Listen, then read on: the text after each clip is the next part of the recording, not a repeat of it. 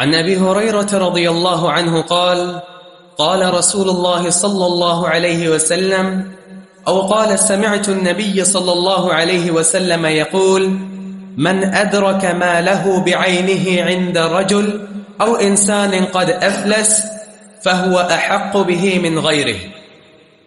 سیدنا ابو ہریرہ رضی اللہ عنہ اس کے راوی ہیں، فرماتے ہیں کہ قال رسول اللہ صلی اللہ علیہ وسلم، رسول اللہ صلی اللہ علیہ وسلم نے فرمایا، یا پھر یہ فرمایا کہ سمعت رسول اللہ صلی اللہ علیہ وسلم، میں نے رسول اللہ صلی اللہ علیہ وسلم سے یہ سنا.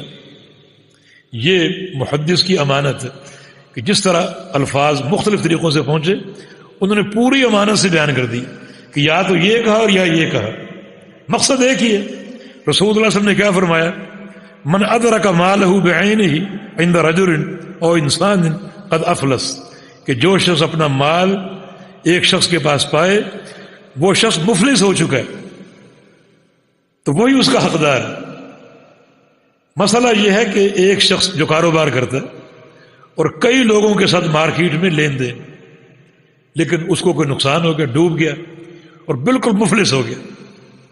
اب کئی لوگوں کے تقاضے، فلاں نے بھی لینا ہے، فلاں نے بھی لینا ہے، سب تقاضے کر رہے ہیں، لیکن ایک شخص جو تقاضا کرنے گیا تو جو مال اس نے اس کو بیچا تھا وہ موجود تھا اس کے پاس، وہ مال موجود تھا، بے ہی نہیں اس کے پاس.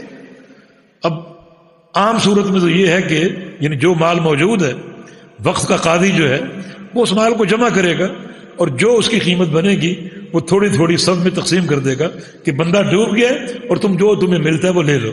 لیکن یہاں صورت الگ ہے کہ سب کے تقاضے ہیں، سب موجود ہیں، لیکن اس شخص کا بعین ہی مال وہاں موجود ہے کہ میں نے اسے 100 من چاول دیے تھے یا 100 توڑے گندم کے دیے تھے، وہ سارے رکھے ہوئے، یہ میرا ہی مال. فرمایا کہ اس کا حقدار وہی ہے، وہ تقسیم نہیں ہوگا سب میں، بلکہ جس کا وہ مال ہے چونکہ اس کو بعین ہی وہ مل گیا تو اس کا حقدار وہی ہے جس کا وہ مال ہے. یہ مسئلہ ہے کہ من ادرک مالہ بعین ہی، جو شخص اپنا مال پالے بعین ہی، بالکل وہی مال، عند رجل، ایسے شخص کے پاس، اور انسان، یا ایسے انسان کے پاس.